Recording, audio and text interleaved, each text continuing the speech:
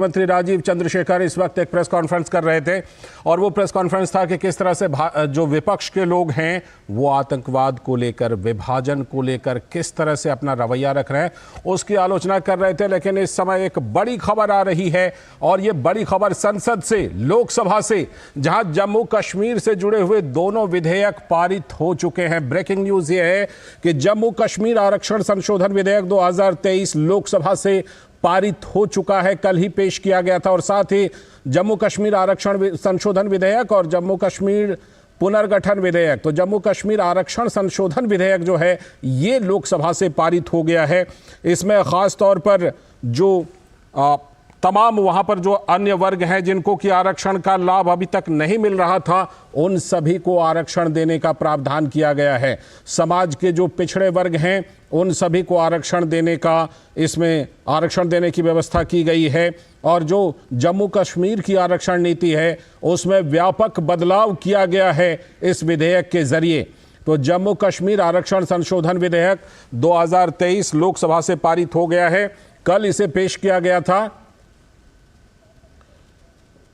कल इसे पेश किया गया था, जिस पर कि गृह मंत्री अमित शाह ने अब से कुछ देर पहले लोकसभा में जवाब दिया और उसके बाद, उनके जवाब के बाद इस विधेयक को पारित किया गया है। तो इस विधेयक में कई प्रमुख बातें हैं, जिसमें कि जो दूसरे राज्यों की तरह ही जम्मू कश्मीर और लद्दाख में भी ओबीसी, एससी, एसटी और सामान्य वर्ग के गरीबों को आरक्षण की व्यवस्था इस विधेयक के जरिए की गई है।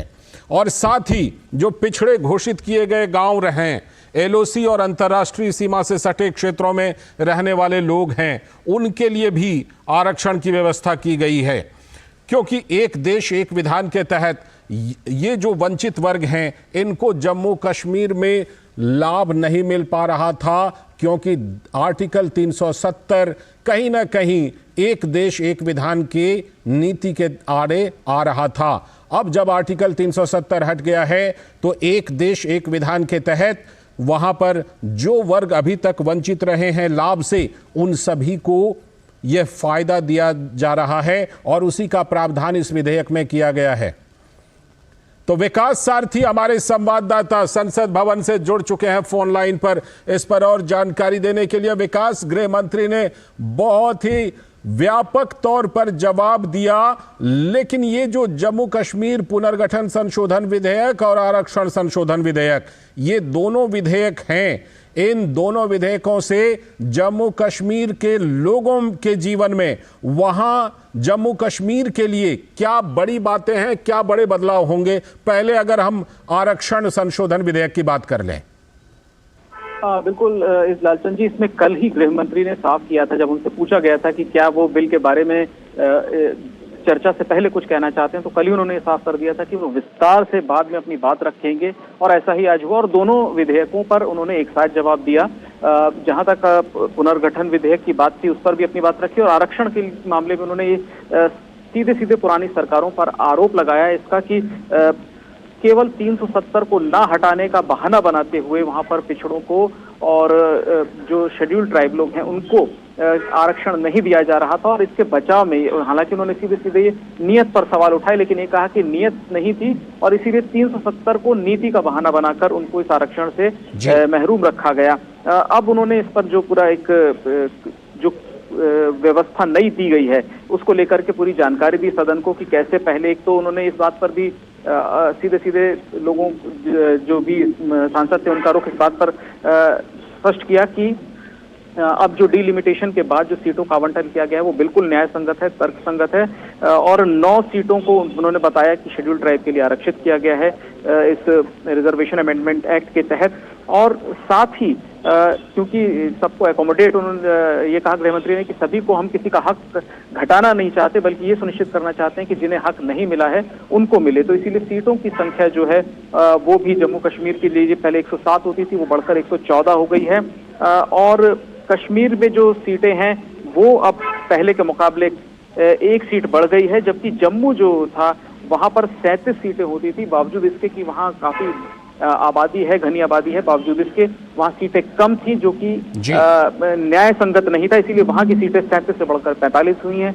ये जानकारी सदन को दी गई। कुल मिलाकर जो भी आपत्तियां थी विपक्षी सांसदों की, उन पर एक एक करके जवाब दिया। और वो ये लगातार इस बात को दोहराते रहे गृह मंत्री कि ये सारी चीजें केवल इसलिए नहीं हो पाई क्योंकि 370 का नाम लेकर, 370 का बहाना बनाकर वहां की पिछली सरकारें लोगों को उनके हक से दूर करती रहीं और उनको वो अधिकार नहीं दिए जो उन्हें मिलने चाहिए। जी, जिस तरह से इसमें प्रावधान किया गया है, पुनर्गठन विधेयक की अब बात कर लेते हैं। जो पुनर्गठन संशोधन विधेयक है उसमें हम देख रहे हैं कि जो परिसीमन आयोग की रिपोर्ट थी उसको भी लेकर के, और तमाम ऐसे वर्ग जिनको की प्रतिनिधित्व नहीं था, चाहे अगर आप एससी के प्रतिनिधित्व की बात करें तो कम प्रतिनिधित्व था, उसे बढ़ाया गया, 7 से बढ़ाकर 9 किया गया। एसटी के लिए प्रतिनिधित्व बढ़ाया गया है और एसटी के लिए प्रतिनिधित्व का बल्कि प्रावधान किया गया है, और जो कश्मीरी प्रवासी हैं और पीओके का भी इसमें प्रतिनिधित्व दिया गया है। ये जम्मू कश्मीर के विधानसभा का स्वरूप बदलेगा और उन लोगों को भी प्रतिनिधित्व देगा जिनमें बहुत से ऐसे भी लोग शामिल थे जिनको मताधिकार तक प्राप्त नहीं था आर्टिकल 370 हटने से पहले। बिल्कुल, इसमें आप ये देखें कि जो आपने बिल्कुल सही कहा कि शेड्यूल कास्ट को सीटों का प्रावधान था, शेड्यूल ट्राइब के लिए सीटों का प्रावधान ही नहीं था। अब ये हक उनको भी मिला है। इसके अलावा ये भी बताया गया कि आतंकवाद और हिंसा के चलते जो कश्मीर से लोग माइग्रेट करने को मजबूर हुए, उनमें से 2 लोगों को उपराज्यपाल मनोनीत करेंगे, उनको सदन में भेजा जाएगा। और इसके अलावा जो पाकिस्तान के कब्जे वाला कश्मीर है, वहां से माइग्रेट करके आने वाले लोगों को, जो हिंसा की वजह से वहां से माइग्रेट किया है, उनमें से भी एक को उपराज्यपाल अगर चाहेंगे तो किसी सुटेबल व्यक्ति को उनको भी नामांकित किया जाएगा, उनको भी मनोनीत किया जाएगा। तो ये जो एक हिस्टोरिक इनजस्टिस जिसको कहा गृह मंत्री ने कि एक बड़ा लंबे समय से, आजादी से लेकर अब तक एक जो अन्याय चलता आ रहा है ऐसे लोगों के साथ, उसको दूर करने की कोशिश है। और ये जो विपक्ष आपत्तियां उठा रहा है ये इसीलिए केवल अपने पुराने जो एक्टिविटीज थी, उनके जो पुराने कृत्य थे, उनको छुपाने की कोशिश, उनको ढकने की कोशिश है जो ये आपत्तियां जताई जा रही हैं। बाकी जो हमने अभी पहले भी बात की कि सीटों का बंटवारा कुछ अलग हुआ है। अब जम्मू और कश्मीर के बीच में जम्मू की सीटें 37 से बढ़कर 45 हुई हैं। कश्मीर की भी एक सीट बढ़ी है, पहले जो सीट थी उससे एक सीट ज्यादा हो गई है वहां पर भी। लेकिन ये जो बंटवारा है डिलिमिटेशन के बाद, एक्सरसाइज के बाद, इसको गृह मंत्री ने कहा कि बिल्कुल न्याय संगत है, बिल्कुल तर्क संगत है और सीटों का आवंटन इसी तरह से किया जाना चाहिए था। लेकिन केवल राजनीति की वजह से एक क्षेत्र को ज्यादा सीटें दी गई और एक क्षेत्र को उसके हक से दूर रखा गया। जी, जिस तरह से इन दोनों बिलों को लेकर के गृह मंत्री ने आज जवाब दिया, इस जवाब को हम सभी सुन रहे थे। उन्होंने पूरा जम्मू कश्मीर में जो कुछ गड़बड़ियां हुई हैं उस पर खास तौर पर उन्होंने उसका उल्लेख किया, और विकास ऐसा उल्लेख किया कि हमें ये भी देखने को मिला कि कांग्रेस के सदस्य वोटिंग से पहले ही वहां से बहिर्गमन कर गए। बिल्कुल, देखिए ये आंकड़े तो बताए ही, लेकिन इन आंकड़ों के पीछे की जो कहानी थी जब गृह मंत्री ने वो सुनानी शुरू की तो इसको लेकर के कांग्रेस की तरफ से खास तौर से कई सांसदों ने उठकर शोर शराबा किया और बीच में रोकने की कोशिश की। लेकिन गृह मंत्री ने बताया कि किस तरह हिंसा के चलते जो 2 सीटों का प्रावधान किया गया है कश्मीरी माइग्रेंट्स के लिए, उन्होंने बताया कि आखिर क्यों करना पड़ा। 46,000 से ज्यादा परिवारों को अपने ही देश में विस्थापित होना पड़ा। ये पिछली सरकारों के दौर में हुआ। इस बात को यहाँ पर गृह मंत्री ने कई बार दोहराया कि ऐसा क्यों हुआ कि जो 46,000 परिवार थे और 1 लाख से ज्यादा व्यक्ति अपने ही घर छोड़ करके जाने को मजबूर हुए। उनकी जो प्रॉपर्टीज थी उन पर कब्जा कर लिया गया, उनकी प्रॉपर्टीज को कब्जे से छुड़ाने के लिए कुछ नहीं किया गया। और इस मोर्चे पर भी जब से 370 खत्म हुआ है बड़े पैमाने पर काम किया गया और पुराने रिकॉर्ड्स निकाल करके लोगों को उनकी प्रॉपर्टी वापस दिलाई जा रही है। तो ये जो एक अन्याय हुआ है कुछ लोगों के साथ जम्मू कश्मीर में दशकों से, उसको खत्म करने का, उसको दूर करने की ये सारी कोशिशें हैं। और कल जैसा जब ये चर्चा शुरू हुई तो 29 एमपीज ने कल ही अपनी बात रखी थी। कल के मिला के आज और 6 घंटे से ज्यादा बहस चली, 6-7 घंटे से ज्यादा बहस चली और सभी सांसदों की बातों का आपने खुद देखा, गृह मंत्री ने पूरा विस्तार से जवाब दिया। बहुत बहुत शुक्रिया विकास, जुड़ने के लिए संसद भवन से और जानकारी देने के लिए इस ब्रेकिंग न्यूज पर। अभी वक्त है एक ब्रेक का, और ब्रेक के बाद जब लौटेंगे तब इस वक्त की हेडलाइंस देखेंगे और करेंगे आज की चर्चा भी। मम्मी कॉलेज की क्रिकेट टीम में ना मेरा सिलेक्शन हो गया है। Very good. कॉलेज की टीम में तो आ गया, देश की टीम में रजिस्ट्रेशन कब करवा रहा है? वो कैसे? तुम वोटर बन के देश की टीम का हिस्सा बन सकते हो। देश का फॉर्म भरो, देश की टीम का हिस्सा बनो। वोट करना सिर्फ तुम्हारा अधिकार ही नहीं बल्कि तुम्हारा कर्तव्य भी है, समझे? जी हाँ, अगर आप भी 18 तो आज ही वोटर हेल्पलाइन ऐप डाउनलोड करके वोटर लिस्ट में अपना नाम जुड़वाकर वोटर बने। और हाँ, एग्जिस्टिंग वोटर्स भी अपनी जानकारी वोटर लिस्ट में अपडेट करें, जिससे देश की टीम में अपनी पहुंच बढ़ाने के लिए समुदायों के बीच संवाद बढ़ाने की कोशिश कर दी है। तो भारतीय जनता पार्टी लगातार कोशिश की है। इससे पहले केरल के कैथोलिक चर्च ने बीजेपी का समर्थन करते हुए कहा था कि पार्टी को समाज की प्रमुख मांगों को उठाना चाहिए। और पीएम मोदी का जो मंत्र है, सबका साथ, सबका विकास, सबका विश्वास, सबका प्रयास, इसके दर्शन को गोवा और पूर्वोत्तर राज्यों में क्रिश्चियन समुदाय का समर्थन मिल भी चुका है भारतीय जनता पार्टी के लिए। मेघालय और नागालैंड में ईसाई समुदाय ने बीजेपी के प्रति विश्वास जताया था। यही वजह है कि बीजेपी को केरल में स्नेह यात्रा का अवसर मिला है या ये सोच बनी है। पीएम मोदी ने केरल दौरे में कहा था कि वो दिन दूर नहीं जब बीजेपी केरल में भी सरकार बनाएगी। स्नेह यात्रा उसी दिशा में एक प्रयास माना जा सकता है। तो अनिल एंटनी, जो हमारे साथ भारतीय जनता पार्टी के नेता अनिल एंटनी जुड़ चुके हैं इस खबर पर और ज्यादा चर्चा करने के लिए। सबसे पहले तो आपका बहुत बहुत स्वागत अनिल जी, डीडी न्यूज से बात करने के लिए, जुड़ने के लिए। और सबसे पहले मैं यही आपसे जानना चाहूंगा कि जो हमने देखा है कि गोवा, पूर्वोत्तर, ऐसे पूर्वोत्तर के कई राज्य हैं, गोवा राज्य रहा है जहां भारतीय जनता पार्टी को अच्छी पैठ मिली है, अच्छा समर्थन, सपोर्ट मिला है, गोवा में भी, नागालैंड में भी, मेघालय में भी। तो क्या अब इसी तरह की कोशिश केरल बीजेपी की है कि केरल में भी इस तरह से इस स्नेह यात्रा के जरिए अपना सपोर्ट लिया जाए या लोगों तक पहुंचा जाए वहां तक? Thank you. So first of all, हमारे पार्टी को माइनॉरिटी और मेजॉरिटी इसके बीच में कोई फर्क नहीं है। हमारा फिलॉसफी, हमारा आदरणीय प्रधानमंत्री जी का दृष्टिकोण है। हमारा 140 करोड़ लोगों को एक साथ आगे जाकर सबका साथ, सबका विकास, सबका विश्वास, सबका प्रयास, ऐसे आगे जाकर हमारा राष्ट्र को एक विकसित राष्ट्र बनने के लिए हम सब काम कर रहे हैं जी। लेकिन अनफॉर्चुनेटली केरला में हमारा विपक्ष पार्टी, कांग्रेस पार्टी है, मार्क्सिस्ट पार्टी है, मुस्लिम लीग है, ये सब ये इंडी गठबंधन के अलायंस पार्टनर्स है। और ये सब केरल में और कुछ राज्यों में भारतीय जनता पार्टी के बारे में बहुत फॉल्स नरेशंस, फेक न्यूज बहुत ऐसे बहुत फैलाया बहुत। और नॉर्थ ईस्ट में भी मणिपुर के बारे में, मणिपुर एक वहाँ एक ट्राइबल कॉन्फ्लिक्ट, एक बहुत सालों से हो रहा है वहाँ एक संघर्ष।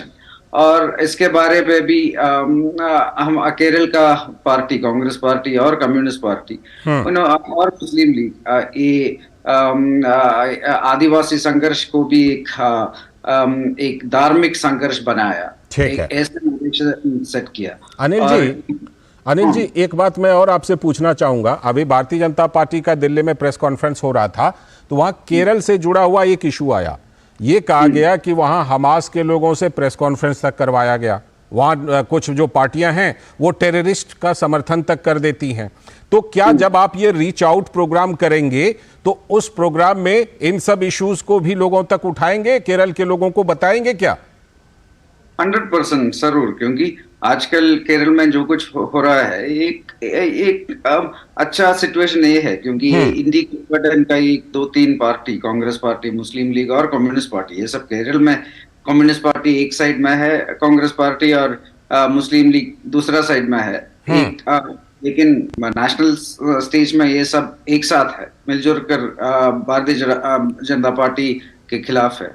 और ये हमारा मैंने बहुत क्लैरिटी से बताया, हमारी पार्टी का फिलॉसफी ये है कि हमारा 140 करोड़ लोगों को एक साथ लेकर हमारा राष्ट्र को एक विकसित राष्ट्र बनना हमारा प्रधानमंत्री जी का दृष्टिकोण ये है, हमारा पर्पस ये है और इसके लिए हम काम कर रहे हैं। लेकिन हमारे बारे में बहुत गलत सूचना, बहुत गलत खबर भारतीय जनता पार्टी के बारे में, माइनॉरिटीज के बीच ये तीन पार्टी बहुत सालों से एक फॉल्स नरेशन किया है कि हम माइनॉरिटीज के खिलाफ है। वो ठीक नहीं है, क्योंकि गोवा में माइनॉरिटी मेजॉरिटी है। नॉर्थ ईस्ट राज्यों, वहाँ मेघालय, नागालैंड, अरुणाचल प्रदेश, मिजोरम, मणिपुर, यह सभी माइनॉरिटी कम्युनिटी, भारत का माइनॉरिटी कम्युनिटी वहाँ मेजॉरिटी है, लेकिन यह सब भारतीय जनता पार्टी का सरकार अभी है। लेकिन केरल में 75 इयर्स में लेफ्ट और कांग्रेस हर 5 साल में आता है और दोनों हमारी पार्टी के खिलाफ है और वहाँ एक फेक नरेशन सेट किया है। इसलिए हम वहाँ एक एडिशनल रीच आउट प्रोग्राम आजकल कर रहा है और लेकिन हमको माइनॉरिटी मेजॉरिटी के बीच में कोई फर्क नहीं है। हम सभी भारतीय वोटर, भारतीय सिटीजन्स को एक साथ लेकर जाना चाहता है। लेकिन केरल में बहुत some worrying trends are also there. For example, आपने बताया हमास एक अंतरराष्ट्रीय नेता, वो कुछ दिन 2-3 सप्ताह पहले उन्होंने पाकिस्तान में जाकर सभी दुनिया का मुसलमान कम्युनिटी से उन्होंने बताया कि एक ग्लोबल जिहाद का जरूरत है और वो उनका नाम मिशेल है और वो मिशेल केरला में वर्चुअली एक बहुत बड़ा क्राउड को एड्रेस किया। ये सेम नेता कुछ दिन के बाद, केरल का एड्रेस के बाद 2-3 दिन के बाद कतर में एक पाकिस्तानी पॉलिटिशियन को मिला और उन्होंने ये कश्मीर कॉज और कश्मीर कॉज के लिए सॉलिडारिटी दिया वो पाकिस्तानी जी।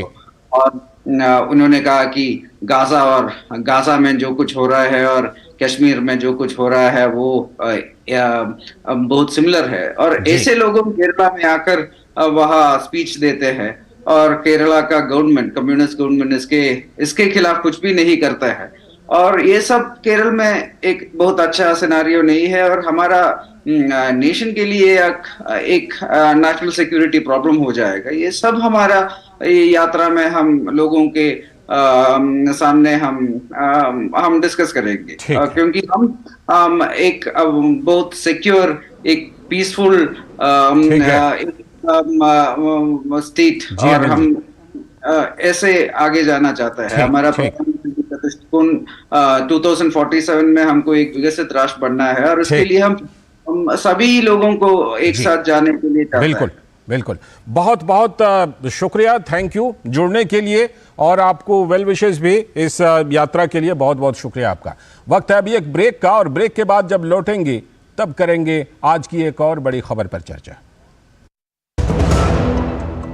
अब क्या देख रहे हो पापा? तुम कहते हो ना कि स्टॉक मार्केट में बहुत सोच समझकर इन्वेस्ट करना चाहिए, बस थोड़ा सा ज्ञान ले रहा हूँ। किससे? हर एक स्टॉक्स एक्सपर्ट है, मस्त एजुकेशनल वीडियोस बनाता है और अच्छी इन्वेस्टमेंट की टिप्स भी देता है। पापा इन वीडियोस पे ना जाएं, अपना रिसर्च खुद करें या सेबी रजिस्टर्ड इन्वेस्टमेंट एडवाइजर से संपर्क करें। एजुकेशन के नाम पर कुछ इन्फ्लुएंसर्स अक्सर इन्वेस्टर को मिसगाइड करते हैं, नुकसान आपका होगा। सोच कर समझ कर इन्वेस्ट कर। स्वागत है ब्रेक के बाद डेली न्यूज पर, आप देख रहे हैं इस वक्त और अब बारी आ गई है एक और बड़ी खबर की और वो जो बड़ी खबर है उसकी चर्चा है इन दिनों सबसे ज्यादा। क्या चर्चा है कि संसद के शीतकालीन सत्र में डीएमके के सांसद सेंथिल कुमार ने एक विवादास्पद बयान दिया है। इसी की सबसे ज्यादा चर्चा है दोनों तरफ से, सत्ता पक्ष की तरफ से भी और विपक्ष की तरफ से भी। और डीएमके सांसद ने कहा था कि बीजेपी की ताकत तो सिर्फ हिंदी राज्यों में है जिसे हम गोमूत्र राज्य कहते हैं। यह शब्द इस्तेमाल किया था सेंथिल कुमार ने। गाय और गंगा हम जानते हैं सनातन संस्कृति की भावना से जुड़ी है, लेकिन डीएमके सांसद के सनातन पर विवादास्पद टिप्पणी जो है उससे जन भावना आहत हुई है। तो केंद्रीय मंत्री अनुराग सिंह ठाकुर ने कहा कि इंडी गठबंधन की पार्टियों की सोच ही हिंदू, हिंदी और सनातन धर्म को नीचा दिखाने की और संस्कृति मिटाने की साजिश है। हालांकि डीएमके सांसद सेंथिल कुमार ने खेद तो व्यक्त कर दिया है, लेकिन उनके नेता उदयनिधि ने तो आज भी सनातन को खत्म करने के बयान को लेकर अभी तक माफी नहीं मांगी और वो उस पर कायम है। इंडी गठबंधन के जितनी आबादी उतना हक के नारे के बीच तेलंगाना कांग्रेस के नेता और आगामी मुख्यमंत्री रेवंत रेड्डी के डीएनए वाले बयान ने भी बहस को तेज कर दिया। एक इंटरव्यू में रेवंत रेड्डी ने कहा कि उनका डीएनए तेलंगाना वाला है, जबकि केसीआर का डीएनए बिहार वाला है और उनका हमारा बेहतर डीएनए है, ये कह रहे हैं वो। तो बीजेपी इसे उत्तर और दक्षिण को बांटने की साजिश मानती है। उत्तर भारतीय को कभी पानी पूरी वाला, कभी ओछे शब्दों से संबोधन कुछ नेताओं के फितरत में लगता है शामिल हो गया है। सबसे बड़ा सवाल यह भी उठ रहा है कि मोहब्बत की दुकान वाले कहां हैं? दावा करने वाले इन विवादों पर कोई प्रतिक्रिया उनकी तरफ से नहीं आती है। तो डीएमके के सनातन विरोध में कांग्रेस सहित आरजेडी और सपा ने भी सुर मिलाया था, लेकिन इस पर आपत्ति दर्ज नहीं हुई। ये भी एक बड़ा सवाल जिससे कि कई पार्टियों पर सवाल खड़े हो रहे हैं। सनातन के खिलाफ बोलने के लिए तमिलनाडु में कॉलेजों में सम्मेलन बुलाया जाता है, इसे गंदगी और बीमारी कहा जाता है, लेकिन कांग्रेस सहयोगी होने के बावजूद खामोश रहती है। वहां पर कभी जाति को लेकर तो कभी धर्म को बीमारी बताकर सबसे प्राचीन संस्कृति और धर्म पर हमले को गांधी जी के भारत में क्या सही माना जा सकता है? तो सूचना और प्रसारण मंत्री अनुराग सिंह ठाकुर ने डीएमके सांसद सेंथिल कुमार के बयान को लेकर राहुल गांधी और सोनिया गांधी की चुप्पी पर सवाल खड़ा किया। क्या कुछ कहा, आइए सुनते हैं। राहुल जी और सोनिया जी इस पर अपना जवाब दें और देश को बताएं कि ऐसी क्या मजबूरी है कि देश को बांटना जरूरी है, ऐसी क्या मजबूरी है कि सनातन धर्म का अपमान करना जरूरी है, ऐसी क्या मजबूरी है कि संविधान की धज्जियां उड़ानी जरूरी है, ऐसी क्या मजबूरी है कि ईवीएम पर ठीकरा फोड़ना जरूरी है, ऐसी क्या मजबूरी है राहुल गांधी जी कि दक्षिण में अगर कहीं पर मान लीजिए केरल को जीते हो तो क्या कहते वहां पर? क्या शरिया कानून लागू है? अगर ऐसा कोई कहता तो उनका क्या बयान होता? ये सवाल बार बार सामने आते हैं और मैं यही कहूंगा, हम तो सबका साथ सबका विकास लेकर चले और सबको साथ लेकर चले। दूसरी ओर कांग्रेस जातिवाद और क्षेत्रवाद इसी मुद्दे को लेकर चली है और इस पर उनको जवाब देना ही होगा। हमारे सलाहकार संपादक विनोद मिश्र जी इस खबर पर चर्चा करने के लिए हमारे साथ जुड़ चुके हैं। विनोद जी, जिस तरह से कि ये बयान एक बार फिर से डीएमके की तरफ से तो लगता है एक श्रृंखला सी चल पड़ी है, लेकिन भारतीय जनता पार्टी ये सवाल उठा रही है कि मोहब्बत की दुकान वाले कहां गायब हैं। इसने मौका दे दिया है भारतीय जनता पार्टी को एक बार फिर से ये सवाल पूछने का। लाल जी, सबसे बड़ी बात तो ये है कि जो संदर्भ देखिए कि जो अब सेंथिल कुमार का जो बयान आया था पार्लियामेंट में, वो जम्मू कश्मीर के जो अभी आरक्षण बिल जो पास हुआ है और जो रीऑर्गेनाइजेशन बिल पास हुआ है उस पर वो चर्चा के लिए शामिल हुए थे। लेकिन आप ये देखिए कि उनका एजेंडा क्या था और उस एजेंडा में वो वही एजेंडा चला रहे थे जो उदयनिधि स्टालिन ने पिछले महीनों से आपने देखा होगा, जो वो लगातार कहते रहते कि सनातन के बारे में बता रहे थे कि बीमारी है, ये गंदगी है और कई बीमारी का नाम लेते हुए बताए थे कि इसको ख़त्म होनी चाहिए जी। आज भी उदयनिधि इस बात पे अपने बयान पे कायम है। लेकिन सबसे बड़ी बात यह है कि 5 राज्यों के चुनाव हुए और इस चुनाव के बीच में ये सनातन के लोग किस तरह से एमपी में आके अपना एक सॉफ्ट हिंदुत्व का ये अपना अप्रोच लिए, लेकिन किसी ने भी तमिलनाडु के उस बड़े नेता और कैबिनेट मिनिस्टर हैं वहाँ के, उसकी निंदा नहीं की। मल्लिकार्जुन खड़गे के पुत्र प्रियंक खड़गे ने भी खुद उनका समर्थन करते हुए आ गए थे। कर्नाटक के 2-3 मंत्री ने भी उनका समर्थन किया था। अब उसकी रेस में आप देखिए कि बिहार से लेकर सपा के नेता स्वामी प्रसाद मौर्य ने किस तरह से अनर्गल बातें शुरू की थी, रामचरितमानस और तुलसीदास को भी उन्होंने इस तरह से सनातन की परंपरा और इस मामले में किस तरह से टिप्पणी की थी। लेकिन ये चीज़ है कि आप जब फ्रीडम ऑफ स्पीच के नाम पे किसी के आस्था और विश्वास के साथ खिलवाड़ करते हैं, उसके बारे में आप अपशब्द करते हैं, तो आपके लिए वो राजनीतिक मुद्दा हो सकता है, लेकिन देश के जनमानस के लिए जो हजारों साल की संस्कृति और परंपरा को मानने वाले लोग हैं उनकी भावना आहत होती है। यही बात अनुराग ठाकुर मंत्री भी बता रहे थे, बीजेपी नेता भी बता रहे थे कि ये डबल स्टैंडर्ड क्यों है। आप एक धर्म के बारे में जब ये कोई ऐसी राय रखे तो आप उसको एक दूसरे नज़रिए से देखते हैं, लेकिन जैसे ही सनातन पे ये बात आप शुरू करते हैं तो फ्रीडम ऑफ स्पीच में आ जाता है। इस अंतर को समझना जरूरी है। और इस अंतर के लिए जिस तरह से तमिलनाडु में ये अभियान चल रहा है तो ये उनकी मजबूरी हो सकते हैं। पेरियार के जो मानने वाले लोग हैं तमिलनाडु में उनकी अपनी एक राजनीतिक अपना एक आधार है, जिस आधार को ये इसी बात से सनातन विरोध पे ही कायम रखना चाहते हैं। लेकिन जो गांधी जी का देश मानने वाले लोग हैं, गांधी को मानने वाले लोग हैं, परिवार है, जो गांधी जी सनातन कहते हुए अपने को गर्व महसूस करते थे, अगर उनके पार्टी के तरफ से इस तरह के बयानों पे कोई रिएक्शन नहीं आता, चुप्पी साध ली जाती सवाल है, उठते तो अनुराग ठाकुर जी सवाल तो पूछे। बहुत बहुत शुक्रिया विनोद जी जुड़ने के लिए और इस खबर पर जानकारी देने के लिए, चर्चा करने के लिए। और अब बात विकसित भारत संकल्प यात्रा की। देश भर में विकसित भारत संकल्प यात्रा सरकार की जनहितकारी योजनाओं का प्रचार प्रसार कर रही है। आज की विकसित भारत संकल्प यात्रा डायरी महाराष्ट्र से।